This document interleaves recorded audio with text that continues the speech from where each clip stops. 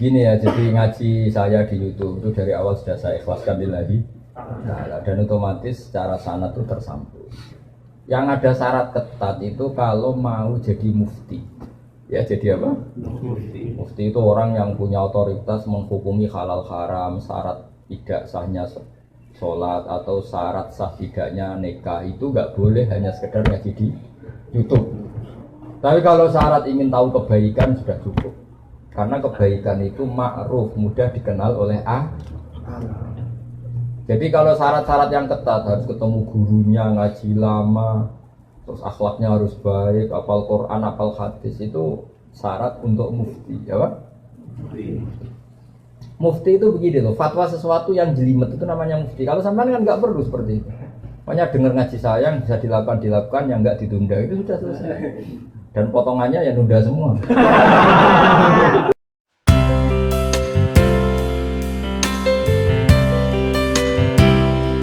Saya sering dapat pertanyaan sama dari Cilacap, siapa namanya? Gunawan. Oh bagus. Gunawan tuh manusia yang ada gunanya. Iya kan? Orang kaya jutawan kan gitu. Tukang pewarta hartawan. Tukang ada gunanya. Maka kalau nyuruh sama ini gunanya banyak. Ya semuanya nyuruh pakai ini aja. Pasti gunanya banyak. Jadi orang kalau kaya jutawan, pewarta wartawan. Ya. Kalau orang kelayaban bisa tawan wisata, tukang kelayaban kan. Jadi apa? Tawan. Kalau banyak gunanya gunawan. Kalau banyak masalah begini ya, jadi ngaji saya di YouTube itu dari awal sudah saya ikhlaskan lillahi ta'ala, dan otomatis secara sanad itu tersambung. Yang ada syarat ketat itu kalau mau jadi mufti. Ya jadi apa? Mufti itu orang yang punya otoritas menghukumi halal haram, syarat tidak sahnya sholat atau syarat sah tidaknya nikah itu nggak boleh hanya sekedar ngaji di YouTube. Tapi kalau syarat ingin tahu kebaikan sudah cukup. Karena kebaikan itu ma'ruf, mudah dikenal oleh Jadi kalau syarat-syarat yang ketat harus ketemu gurunya, ngaji lama, terus akhlaknya harus baik, hafal Quran, hafal hadis, itu syarat untuk mufti, ya Pak? Mufti itu begini loh, fatwa sesuatu yang jelimet itu namanya mufti. Kalau sampean kan nggak perlu seperti itu. Makanya dengar ngaji saya yang bisa dilakukan, yang nggak ditunda itu sudah selesai. Dan potongannya ya nunda semua.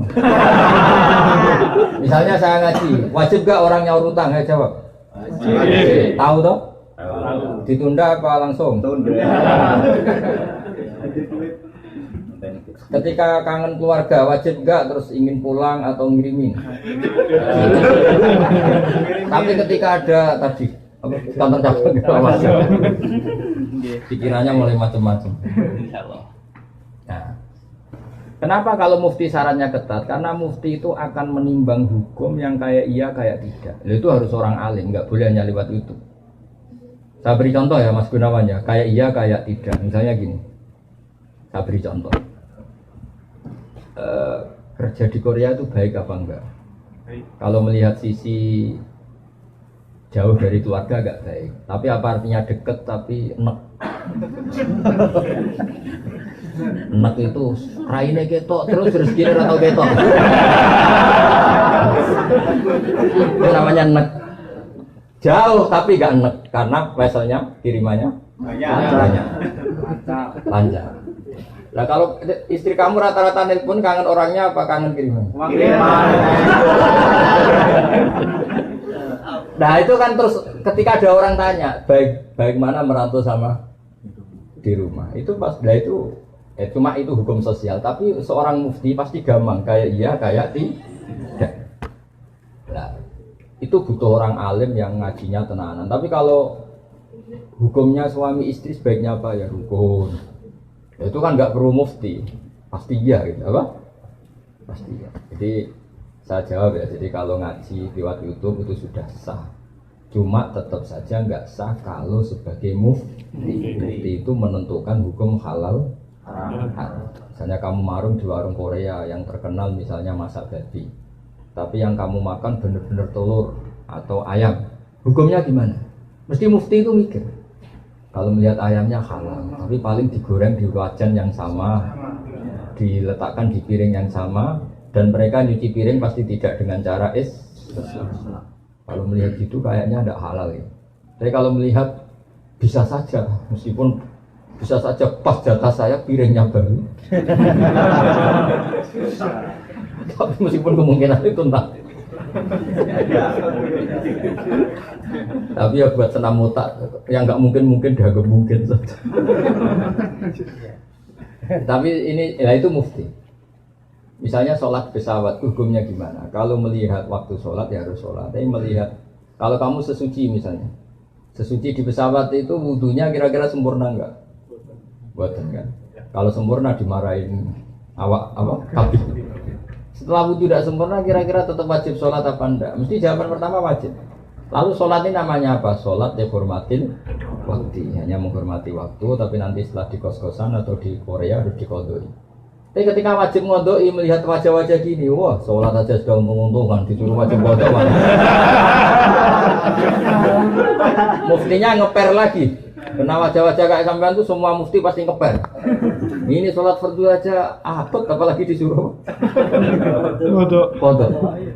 Hanya kalau ditanya hukumnya gimana Gus? Wajib sholat, wajib ngulang enggak? Kamu enggak. Terus ada lagi orang tanya saya, ini orang nggak pernah sholat sampai 10 tahun. Setelah tobat tanya, saya wajib kodok enggak Gus?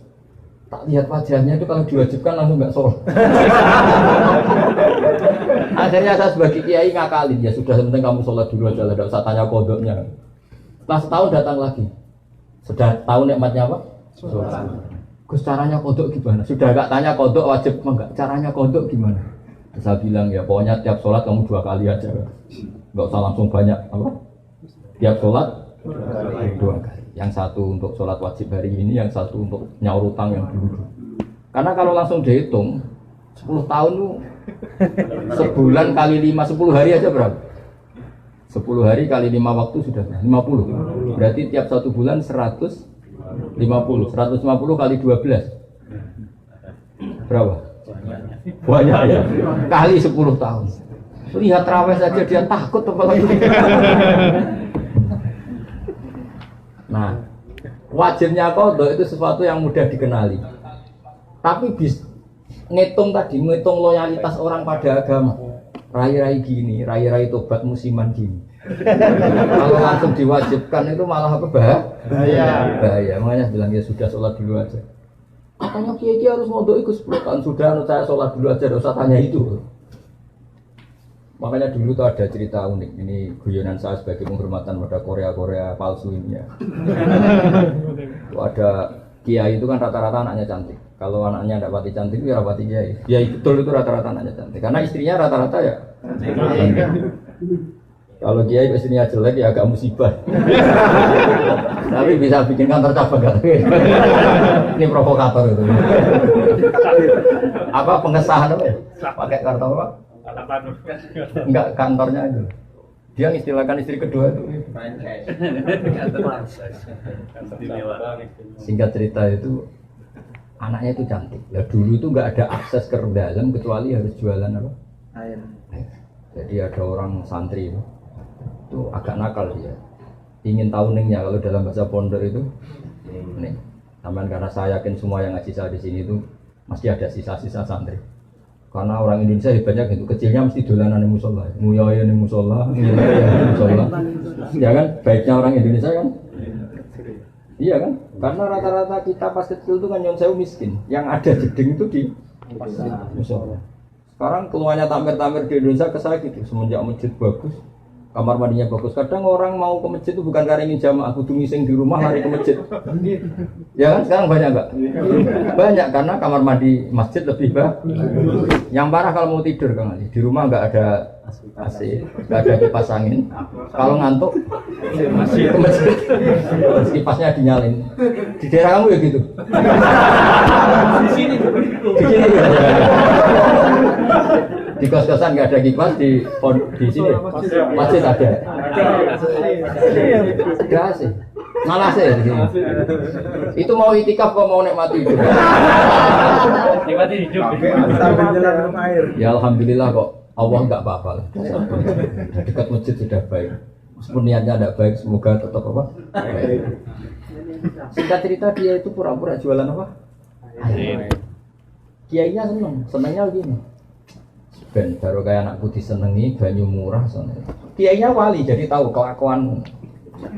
Tadi santrinya tadi di Barno, biarin dapat air murah, loyal. Lama-lama dibilang gini sama kiai. Kamu senang sama anak saya? Iya Pak ya. Syaratnya kamu harus jamaah di depan 40 hari. Kalau itu selesai, nanti kesini tak nikahkan sama putri saya. Oh semuanya bukan main. Dia jamaah terus di depan. Ini di Masjid Haram, ceritanya di Mekah. Nggak di Seragen, nggak di Solo. Jadi ini cerita kelas internasional, bukan kelas apa?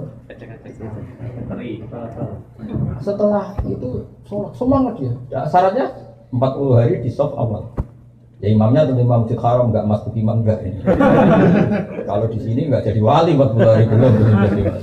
Ini di Masjid Haram yang satu sholat sama dengan 1000 sholat. Ya 1000 rakaat. Kalau sholat di sini satu sholat kan benar-benar satu.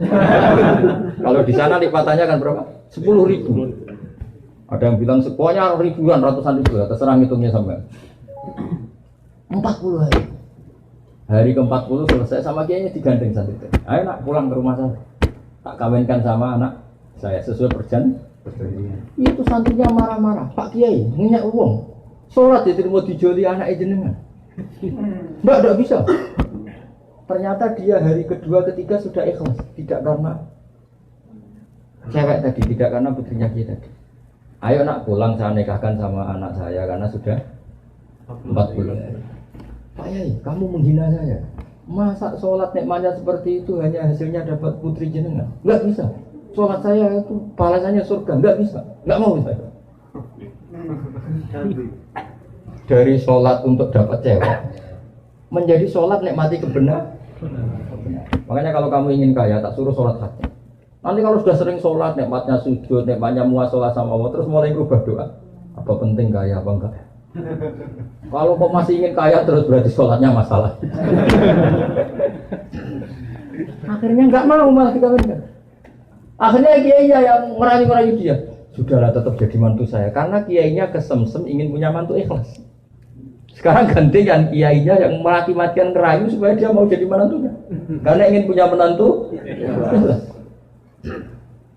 Bisa dibuktikan ya. Mau nyoba itu. Kebo. Dan contohnya ada harus Mekah. Misalnya Anda ingin kaya, dijazahi, disuruh sholat saja. Lama-lama nanti Anda akan muhasabah, mengkoreksi doa Anda. Betul enggak, betul enggak. Nah, Anda suka cewek, mati-matian cinta mati. Setelah kamu sholat, nanti mesti ada alamat. Ternyata mimpi gambarnya angin topan. Saya pernah punya teman sholat istikharah, gambarnya itu angin topan. Ya macam-macam. Ya itu jadi itu artinya wasta'inu bisabri apa? Karena kita tidak pernah tahu yang maslahat untuk kita itu ke depan itu apa, kita tidak pernah. Makanya semuanya kita serahkan pada Allah Subhanahu. Ya, mungkin sampean kalau hidup di Jawa karena tetangga roh kiai kadang rapati senang. Karena kadang jadi gawan tonggo, tapi gara-gara di Korea melihat Islam gak hidup malah sampai jadi kiai. Kalau di rumah jadi kiai RT saja nggak ngangkat ya. Tapi kalau di sini langsung kiai internasional. Iya, kalau kiai di Indonesia namanya kiai lokal, kalau sudah di sini roh Islam. Jadi itulah hikmah yang dikersakakan Allah Subhanahu. Makanya berharap semoga keberadaan Anda di sini benar-benar ikut menyebarkan sujud, tauhid, tasbih di dunia. Ya sudah ya, cukup ini.